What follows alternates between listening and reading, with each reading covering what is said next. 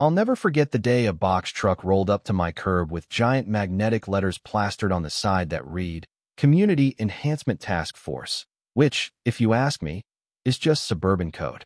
For we're about to ruin your morning. Two guys in matching polos, both looking like they'd lost a bet, were struggling to wedge my leather sofa through the front door. Meanwhile, right across my lawn, there she was, megaphone in hand and a sash over her chest that screamed, HOA President. Beverly Klein, self-made, self-crowned queen of all things restrictive, looked like she was living her best life, barking orders into the bullhorn with the kind of gusto people usually reserve for halftime shows or cult rallies. She shouted, loud enough for the entire neighborhood to hear. Assets are being liquidated for the greater good.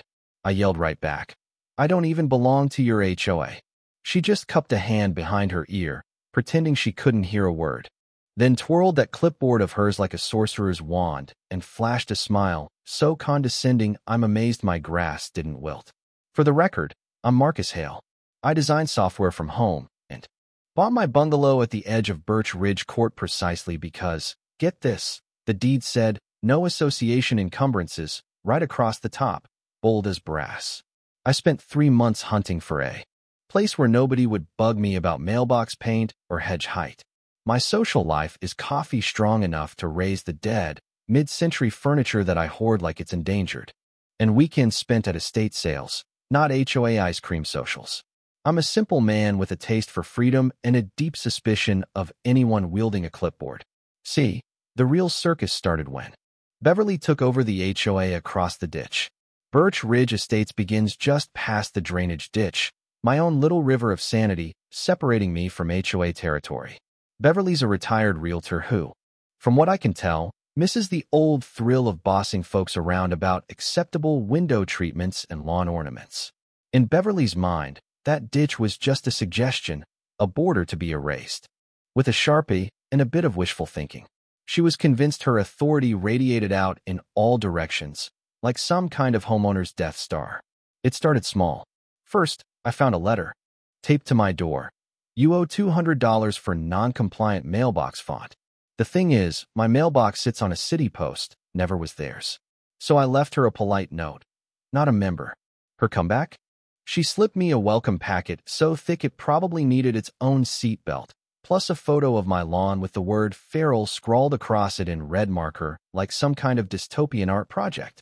Then, it was fines, one after another, more absurd each time. $50 for off-brand mulch, as if mulch has loyalty points. $75 for audacious patio chair angles, because apparently my chairs faced 15 degrees off from what Beverly decreed holy. Then $200 for prolonged garage door intimacy. I'd left it half open while reorganizing my tools for maybe 20 minutes. Every letter looked official, letterhead, logo, gavel, and house. All that jazz, but Beverly had clearly made them on her home computer. I filed every notice in what I like to call my fantasy folder. But Beverly didn't take kindly to being ignored. If anything, it just fired her up. Suddenly, she's patrolling the edge of my property with a bright orange measuring wheel, jotting things on her clipboard like she was the sheriff of Maple Street. Next thing I know, there's a drone buzzing my backyard, taking aerial shots of my violations. Sounded like a furious bumblebee with a mortgage. I started to wonder if I should wear a hat outside just in case. The final straw? She slapped a giant red tag on my window. Notice of lien and asset reclamation. In all caps, naturally. I called the county recorder first thing next morning. The clerk actually laughed when I explained what was going on, then emailed me a parcel map with my property highlighted like a neon sign. Turns out, I'm outside the HOA. Boundaries by a good 50 yards, and a drainage ditch. I printed that map, framed it like a diploma, and hung it by the front door. Sacred text, right there. Then came that infamous Tuesday. Beverly, with her task force, box truck, and 2 guys who looked paid in fast food coupons, marched up my walk like she was leading a parade. Reflective vest over the sash, clipboard high, she actually tried to seize my stuff for delinquent dues. The paper she waved was just a printout of her own made-up rules. The 2 contractors tromped into my house, without permission, while I stood in the foyer, phone rolling, narrating the whole mess like a wildlife documentary. Here we see the suburban scavenger in her natural habitat, attempting to steal a couch that doesn't belong to it. I whispered. The contractors looked ready to run for the hills. I called the city police, the county code enforcement office, and because I can be a little petty when the moment calls for it, I rang up the title company that closed my sale. The first cop to show up just sighed and mumbled, "Civil matter?" like he was auditioning for world's most tired neighbor. But then my title agent sent over my clean deed and a plat map showing, clear as day, the HOA line stops dead at the drainage ditch. I handed that stack to the officer with a smile. He studied it, blinked a couple times, and quietly called in a supervisor. Well, Beverly must have sensed her grip slipping, because she started barking at the contractors to grab my vintage credenza, too, because it radiates noncompliance. I wish I was making that up. That's when she overplayed her hand. She barged into my hallway, reached into my locked mail slot, and scooped my mail into a canvas tote labeled "Evidence" in big black letters. The supervisor walked up just in time to catch this little performance. His eyebrows nearly took flight. "Mail theft isn't a civil matter, ma'am," he said, as gentle as if he were shooing a raccoon out of a kitchen. And just like that, a postal inspector was on his way. The inspector showed up, built like a librarian who moonlights as a powerlifter. He photographed the mail tote from every angle, then asked Beverly 3 times, getting more and more incredulous each time, "Is this his mail?" And every time, Beverly, God love her, declared, "It's community property now." The inspector just shook his head. "Ma'am, that's a federal crime."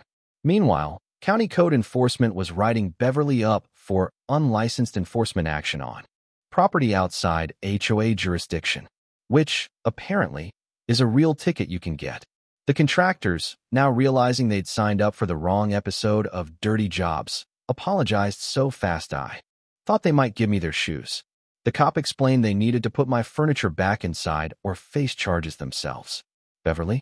She argued that the drainage ditch was decorative and therefore symbolic, which is not how property law works, for anyone keeping score at home.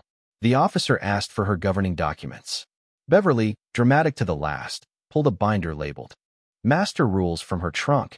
Inside was a Pinterest printout about home organization, a sangria recipe, and a vision board with quotes about neighborhood harmony. Nothing legally binding. Not even close. The postal inspector arrested Beverly right there on my front lawn, while half the cul-de-sac whipped out their phones to film it. She cycled through red, white, and a perfect shade of HOA beige as she was walked to the patrol car, sash and all.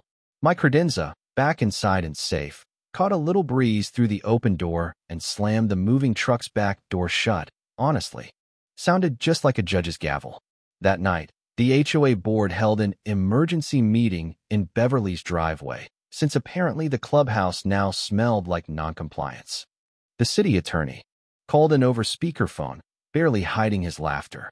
Board members squirmed in folding chairs, most of them avoiding their neighbors' eyes.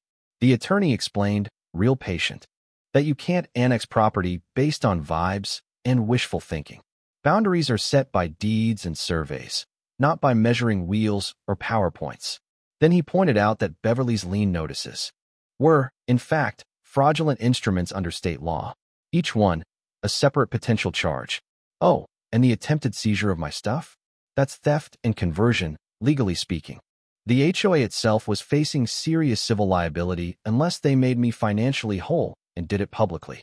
The board voted 5-0 to accept responsibility and make restitution, plus a formal written apology to be recorded with the county.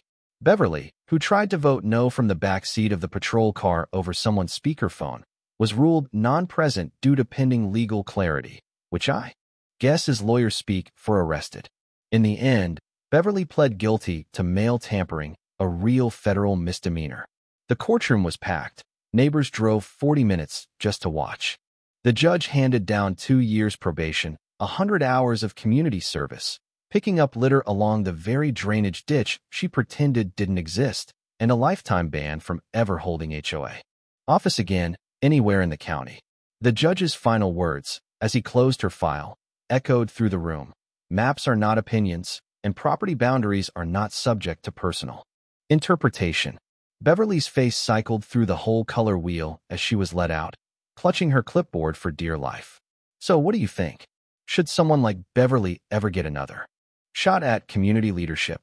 Or is this exactly what happens when folks start believing clipboards are more powerful than the law? Drop your thoughts below, especially if you've ever dealt with HOA drama or had to stand up for your own little patch of freedom. And hey, if you think property rights matter, don't forget to share your story, because out here, boundaries aren't just lines on a map. They're what keep the Karens at bay.